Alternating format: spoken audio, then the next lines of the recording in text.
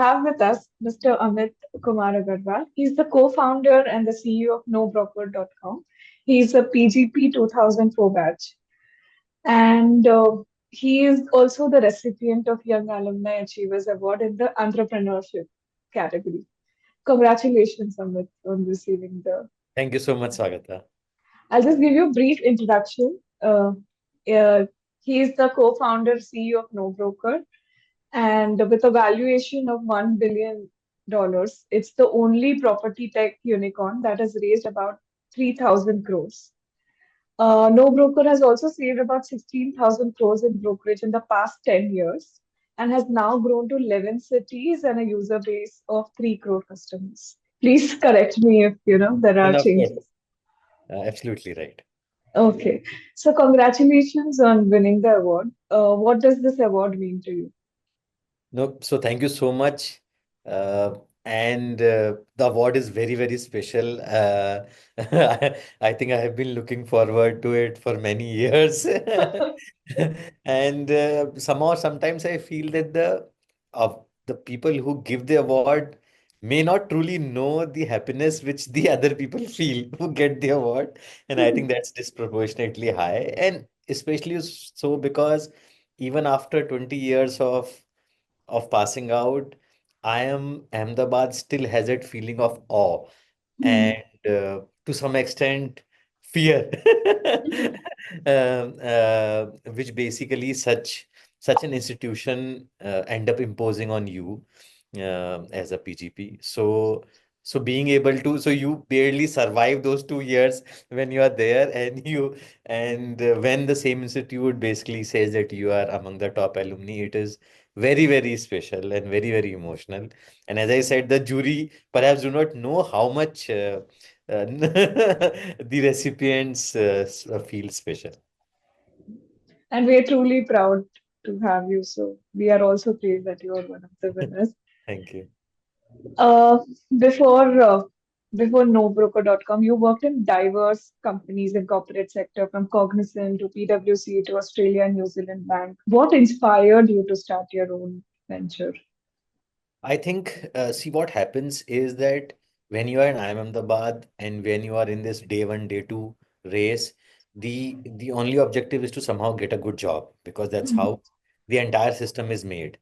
Hmm. Now, once you're out of that system, when for a few years pass, you end up basically as a corporate, you end up chasing next corporate, more salary increment, more responsibilities, and that's how the life keeps on taking you.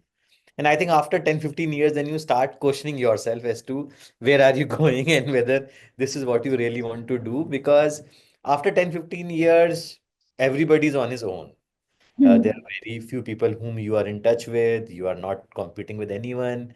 You are trying to figure out whether you are enjoying what you are doing daily. And what I found is, like many others, is that I like what I'm doing, but it is getting repetitive. And the only thing which I'm looking forward to is next increment, next raise, which which seemed very predictable. And Hmm. and it seemed as if I have come in a comfort zone. And what happened was that I happened to get interviewed from another IIMA alumni.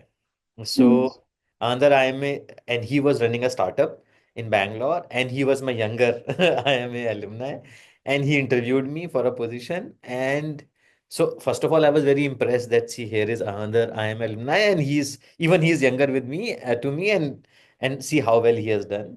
And on his wall was a poster which said, "Not taking risk is the biggest risk in life." Hmm. And that really resonated with me because when perhaps the the seeker is looking for a message, then both of them Yes. meet. And I basically really felt that if I don't take any risk, Hmm. what is the point? And somehow, see, had I been a graduate from any other MBA institute, perhaps it would have been okay for me to be insecure about my job, about my future. But when you pass from IIM Ahmedabad, and then if you can't take risk, then what is the point of such a premium institution and such a prestigious brand? So somehow I feel that many a times passing from IMA makes people take less risk instead of the opposite. You should be able to take much more risk. So many more people should be able to opt out of placements because now you have such a great brand which is going to take care of you your entire life. And you have already proven that you are above IQ level and so on. So I felt that, and I was in my mid 30s, so it was basically difficult to take a plunge because you keep on gathering EMIs, home loan, and so on. But I think having a good institute, having a good career behind me gave me the confidence to take the risk. Great. And nobroker.com has been a disruptor in the real estate industry. What were the crucial factors you think that led to your success? I think not the crucial factors which led to our success can be the exact factors which could have led to our failure. So let me just explain. So many people say that you need to be a part of the industry, you need to know good about industry to really do something disruptive in the industry. And if you're not, then you will fail. For in our case, we had zero idea. So we are three of us founders and we have zero experience in real estate.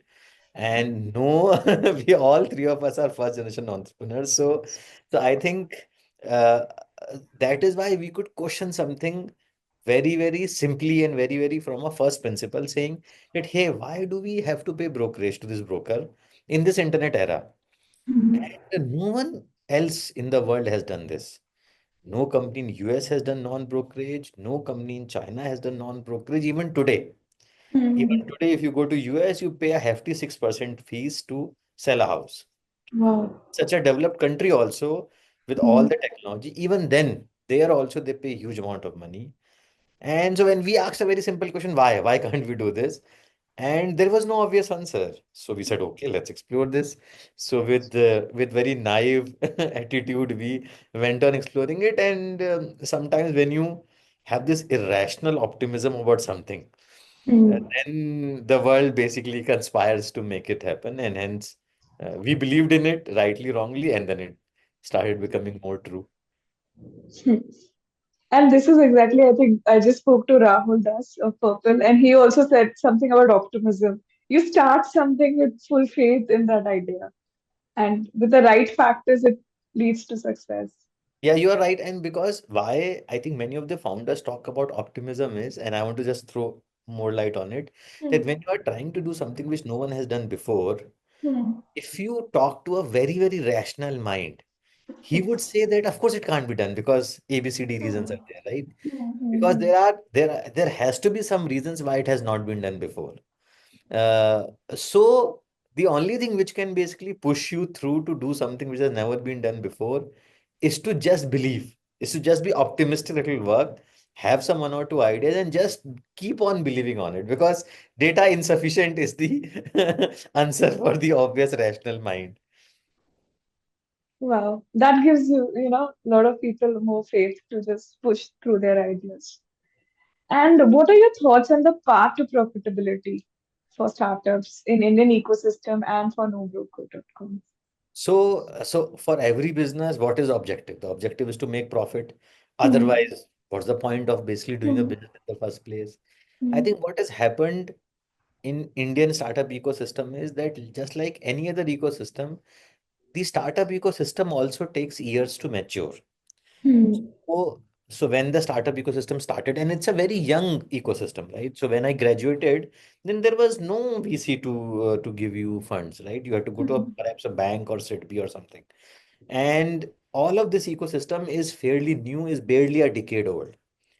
And the way in which it started was a lot of people competing for the same thing and money being the main factor, which distinguishes between you and you outrunning your competitors. But I Hmm. think now, within a decade, the industry is very fast maturing. It is very, very obvious that that profitability is the main reason why a company should exist. And so today, within a decade, if you talk to now any founder, any startup, or any investor, it's Hmm. obvious that okay, for the initial few years, you are going to be in investment zone. The same way in which if a person puts up a plant, then it takes some years for that plant to break even. But for everyone, it is clear that you have to be profitable. And the IPO market has also basically shown the way that the rewards are giving to those startups who are profitable or just profitable. So I think 10 years back, even my father used to ask that what are these car hailing companies and food delivery companies doing when they're making such big losses? Hmm. But in front of his own eyes, he can see how both of those companies have turned profitable Hmm. and have basically gained market share and customer trust. So I think it is just how any industry would mature. So the same thing I think is happening with India also. Okay. And what do you envision to be the future of property tech platforms in India? And what is the role no broker will play in it? So I think what has happened. So let's look at from the customer point of view. Hmm. Customers, especially tenants and buyers, have completely shifted online. So Hmm. you ask any of your friends who have searched to buy, who have thought about buying a property, he or she would have surely gone online. So they will, so everybody, if you want to buy a property, will start your search online. You will research online, you will discover properties online, you will see photos online. So the searching, the seeking pattern has become online, and then online to physical. Uh, for for see, I many people feel that this is going to be one day a click to pay business. That looks difficult. Why? Because it is an infrequent purchase and a very high amount purchase for a product which is non-standard. A Hmm. house in the same building, a flat, two flats are different. Hmm. I don't think we will ever reach. It is easier to reach there, which is click to pay, and perhaps not required also. But I Hmm. think over time, what's going to happen is more and more customers are going to move online, both owners and tenants and buyers. Hmm. More and more conversations will happen online. More and more search will happen online. Virtual platforms will help people shortlist better. And then a physical visit is going to happen because it's a product that you're going to consume, live in, breathe, Hmm. see the sunlight, and so on. And that's going to be basically physical. And we think that as no broker, we are at right at that moment because we think gone are those days when you will call a broker, you will sit behind his scooter and he will show you around. So those days Hmm. are gone now. You go with the Uber and the broker sits with you in your car. So I think only those brokers who really add value to customer are going to stay. And people who are run-of-the-mill operator and who are just connecting two parties will have to really think why they are charging so much fees. Hmm. And what advice do you have for future entrepreneurs who want to walk in the similar path as yours? So I would say that I know that many of the IIM Ahmedabad graduates have a education loan to pay and there are some financial constraints which should surely be taken care of. But I would strongly say that if you are from IIM Ahmedabad, you have to take risk. You are at the best suited scenario to take risk. Hmm. Somehow, I think what has happened is that in an attempt to chase day zero job, day one job, we forget this and we forget the fact that we can opt out of this placement. And IIM Ahmedabad has now amazing programs in which you can opt out and then you can come back and participate again after 2 years in case things don't work out. Hmm. So it breaks my heart to see that lots of IITians are doing it, but Hmm. not so IIM graduates. But IIMA Ventures has been an amazing initiative which I've heard a lot about, and Hmm. which is awesome. And I hope that in the coming years, more and more people will take risk. So I would say that people from Ahmedabad are cream, they are top. And if anyone has basically an idea and wants to pursue it as a passion, I think the next 2, 3 decades are of India. The daily problem that we face are basically an opportunity which are hidden, and it is a huge market to be captured. So my advice to young entrepreneurs would be to don't overthink, make sure their financials are in order, and Hmm. give it a try. Hmm. Because we are not just made to serve others and Hmm. basically, but we are also there to create jobs. So that would be my suggestion. And you said that the same factors that lead to your success could have led to your failure. So can you elaborate on what do you mean by that? Yeah, so unlike say studies wherein it is very clear cut that if you study this much, you will get so much of grade. In business world, there is no clear cut formula. Hmm. So for example, the principle that you should be have a deep understanding of an industry to disrupt it Hmm. is is a success mantra for many people, is a failure mantra for many people. And Mm, for us, it was basically the reason why we could do, because we could ask a basic question. mm, Similarly, many of the startups, as you were mentioning, alluding to it earlier, have been successful because they spent huge amount of money and mm, they outspent their competitors and took the market share. mm, In our case, funding was never easy for us. So we were always very frugal. So the reason which is less amount of funding or not crazy funding, if you could say, that did not happen with us. It could have been a reason for failure for us. We could have starved and we could have gone bankrupt. mm, But that same thing which would have uh, uh, harmed other companies in a way helped us because it built good habits with us. We were always very frugal. We respected money much, much more. Also, to do the fact that we were not the youngsters 20s, but we were mid 30s, so more mm, careful. So, and while many other startups have been successful because they expanded a lot very quickly to a lot of cities, like many mm, e-commerce company, mm, ride-hailing companies, we were very slow in mm, expanding. That could have been a reason for our failure, but it became the single biggest reason why we were successful. Because many other housing companies, they expanded too much, burned too much money, and did not earn any customer trust. But mm, in this business, if you don't find a home in Gandhinagar, why do you care if I have properties in Meerut? mm, Really doesn't matter to you. So why should I expand to Meerut when I have not solved Gandhinagar? So yes. it's a very, very basic question, but people often think that just because you can courier a mobile to both the cities, so you should expand to both the cities. But this is not e-commerce. This is real Mm. estate. So that's why I said that many reasons which made others successful or many reasons which made other failed were the exact reasons which made us successful. And being a CEO of this company, as much as it is tech driven, it's also people driven.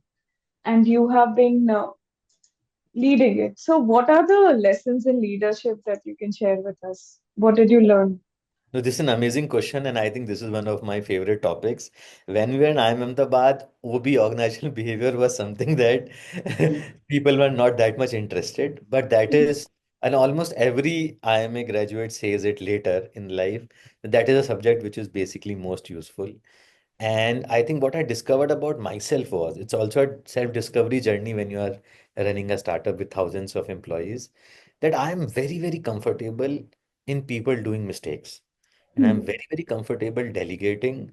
I don't like being micromanaged, and hence I don't want to micromanage others. So the way in which I have built a team, so there are thousands of customer facing people that report indirectly to me, and I have some 40, 50 business leaders who manage these thousand plus people, and I give them huge amount of accountability. So each one of them handle different functions. So for example, one business head will handle packers and movers, another will handle painting, cleaning, uh, home interiors, commercial real estate, and so on. Each one of those leaders they decide the vision of their own function. They decide whom they are going to hire, whom they are going to fire, what salary they are going to pay. Everything they decide. I Hmm. basically oversee just on a monthly basis and from a culture point of view basis.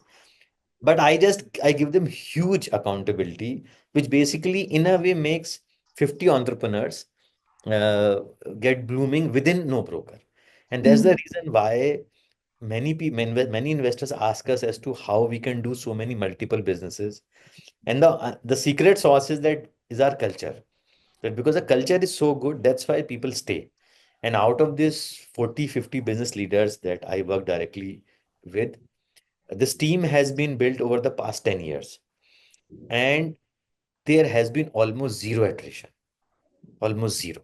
Impressive. Because no, this 1 to 10, 50 it has happened, but rarely anybody leaves. Yes, somebody who got married and her husband is moving, or someone got selected into MBA and is moving, that's a different thing. But otherwise, there is zero attrition. And that people basically achieving a lot of things for their function also gives me huge amount of vicarious happiness. And I think that culture is something which I have learned is super, super important for making anything big. Impressive. Especially because we talk about mental health these times, especially in the workplace and the deadlines, the consulting jobs that drive you up to this. So it's very heartening to know that there are companies which is a startup which is fast moving yet is centered around people and their aspirations also. And this is very, very amazing that I might work for the same hours. Suppose if I Mhm. have to work late tonight, Mhm. the work-life balance or the mental health comes into picture Mhm. when you are not the one who is taking that decision. If you take that decision that no, this is important to me and I Mhm. want to finish it tonight, then that does not basically make you feel stressed or Right. basically make your life miserable. But if it Mhm. is your boss who is being toxic and who is basically pushing you or threatening you, then the whole experience basically the work will still perhaps get done, but with lot of unhappiness. And that is Right. not sustainable. So I know that sometimes basically we borrow some of these concepts from West, but I fully disagree with them. I think people work best when they enjoy what they are doing. Otherwise, everything that you do is very short term. Mhm. It's a long-term thinking there. And one can grow even with, good values and good work culture. No, no, That's a good. of course, but that has to be very carefully managed. So, for example, like in a garden, you will manage and you will make sure that weeds don't grow and you pluck Mhm. them out. Similarly, you will find that there are people who are performers, but they are jerks. You don't want to work with them. They are performers. So now it's a decision for you as a businessman. Do you want to have these people? You can have a high performing culture, but the culture will slowly become toxic. Mhm. And so when I am spending time with people from morning to evening, why should I spend time with someone who I don't like and who is not a good person? So Mhm. there are enough performers who are also nice people. Mhm. So I think it's very important to not just say it in theory. So theory is very easy, but can you really make it in practical? Can you really walk that talk? So that is required. And you are the first generation entrepreneur and you're mentoring more than 30 startups. So, what are the insights that you gain from mentoring others? No, so I think mentoring is basically something which seems like a one way, but it is two way. So mentees also mentor you in their own way by sharing their experiences, by giving opinion on what you are saying. So Mhm. I so my objective is only to basically make sure that see in this past 10-year journey we have been through lots of ups and downs. And there are some learnings that we have in terms of how to scale the business, how to present your business to investors, when to raise fund, how much to dilute, which co-founders to basically select, and what to do when things are going bad.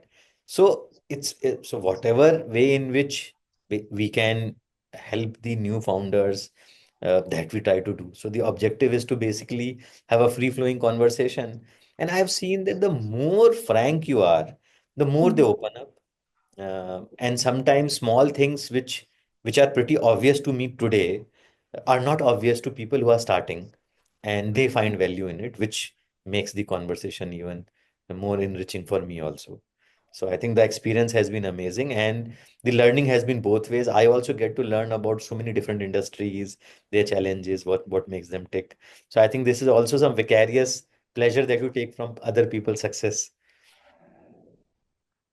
And as a recipient of Young Alumni Achievers Award, what do you hope to accomplish in the future, personally and professionally?